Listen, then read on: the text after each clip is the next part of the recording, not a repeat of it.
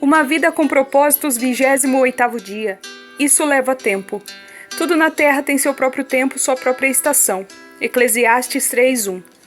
E eu tenho certeza de que Deus, que começou a boa obra em vocês, continuará ajudando-os a crescer em sua graça, até quando sua tarefa em vocês estiverem finalmente terminada, naquele dia em que Jesus Cristo voltar.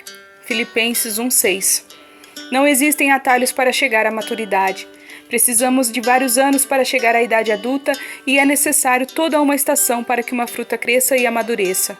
O mesmo se dá com o fruto do Espírito. O desenvolvimento do caráter cristão não pode ser apressado. O crescimento espiritual, assim como o físico, requer tempo. Quando você tenta amadurecer rapidamente um fruto, ele perde o sabor. Nos Estados Unidos, os tomates são normalmente escolhidos antes do amadurecimento, a fim de que não fiquem machucados durante o transporte até o varejista. Então, antes de ser vendidos, os tomates verdes são vaporizados com CO2, o que os torna vermelhos instantaneamente. Tomates vaporizados são comestíveis, mas não são páreos para o sabor de um tomate deixado para maturar lentamente no pé. Enquanto nos preparamos em crescer rapidamente, Deus se preocupa em que cresçamos fortes. Deus vê a nossa vida desde a eternidade e para a eternidade, então nunca está com pressa. Lani Adams, certa vez, comparou o processo de crescimento espiritual com a estratégia usada pelos aliados durante a Segunda Guerra Mundial na libertação das ilhas do Pacífico Sul. Primeiro, amaciavam uma ilha, enfraquecendo a resistência com bombardeios nas fortificações a partir de navios ao longo da costa. A seguir, um pequeno grupo de fuzileiros invadia a ilha e estabelecia uma cabeça de praia, minúscula parte da ilha que podiam controlar.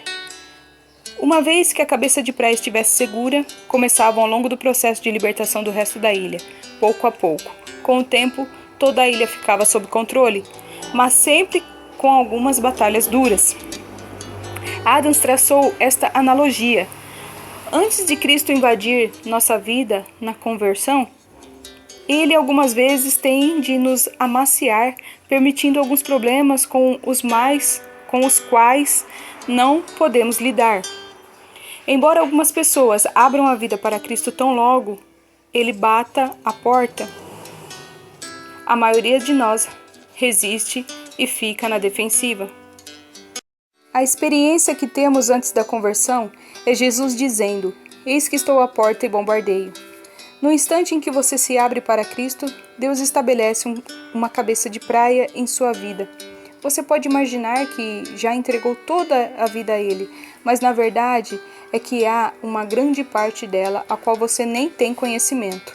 Você só pode dar a Deus o tanto que compreende naquele momento. Está ótimo. Uma vez que Cristo tenha uma cabeça de praia, ele começa a campanha para conquistar mais e mais território, até que sua vida seja completamente dele. Existirão lutas e batalhas, mas a vitória é certa. Deus prometeu que aquele que começou a boa obra em vocês vai completá-la. Discipulado é o processo no qual se toma a forma de Cristo.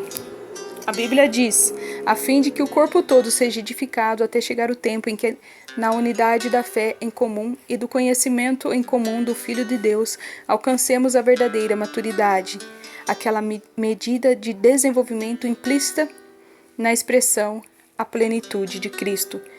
Tornar-se semelhante a Cristo é seu destino final, mas a jornada durará toda uma vida. Até aqui, vimos que essa jornada envolve acreditar pela adoração, pertencer pela comunhão e transformar-se pelo discipulado. Deus quer que todos os dias você se torne mais parecido com Ele. Você começou a viver uma nova vida, na qual está sendo feito de novo e se tornando como aquele que o criou. Hoje somos obcecados por velocidade, mas Deus se interessa mais por força e estabilidade do que por rapidez. Queremos o jeitinho, o atalho, a solução imediata. Queremos um sermão, um seminário ou uma experiência que resolva instantaneamente todos os problemas. Retire todas as tentações e nos alivie de toda dor.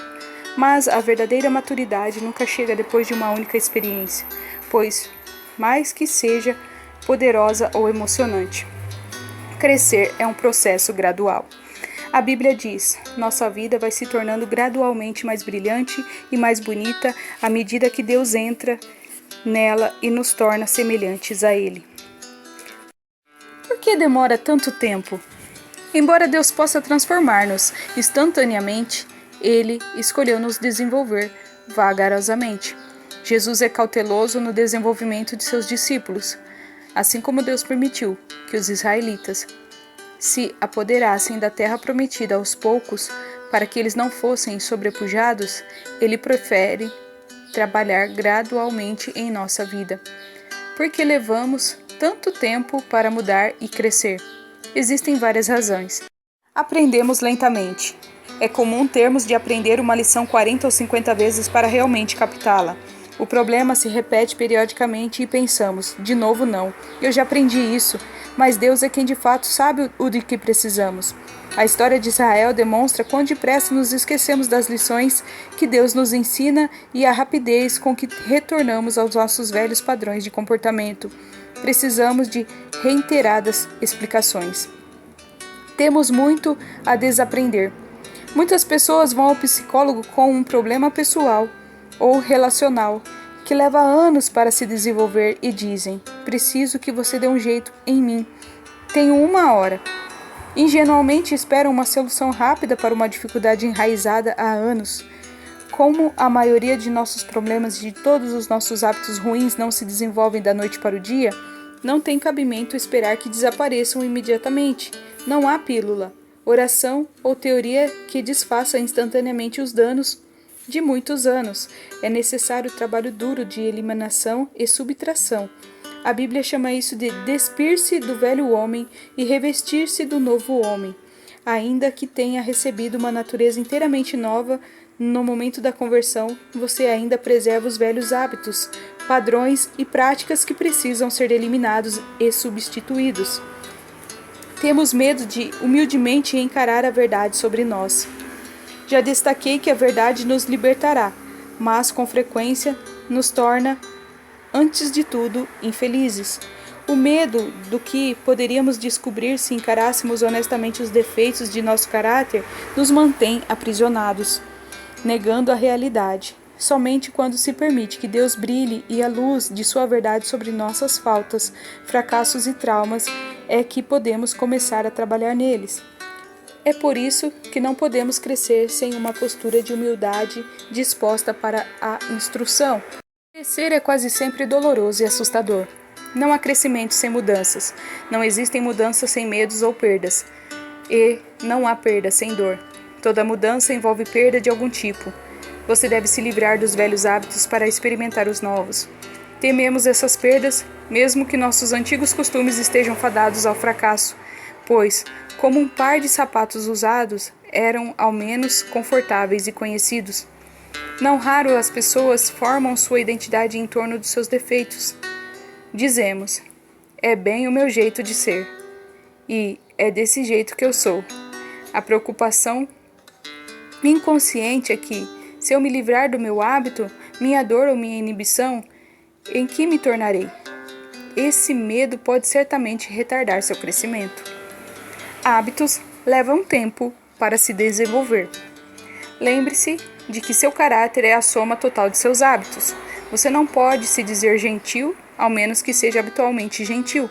Você demonstra gentileza sem menos pensar nisso.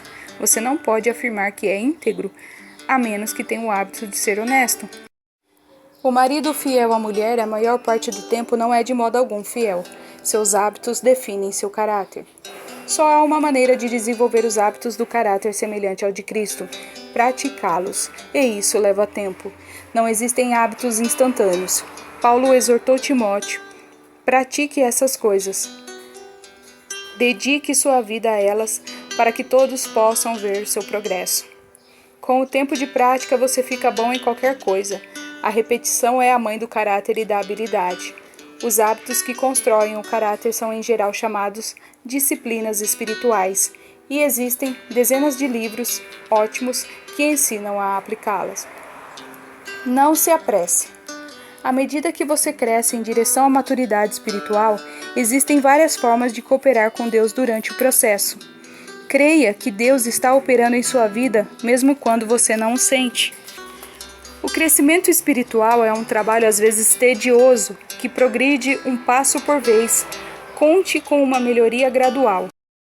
A Bíblia diz: tudo na terra tem seu próprio tempo e sua própria estação.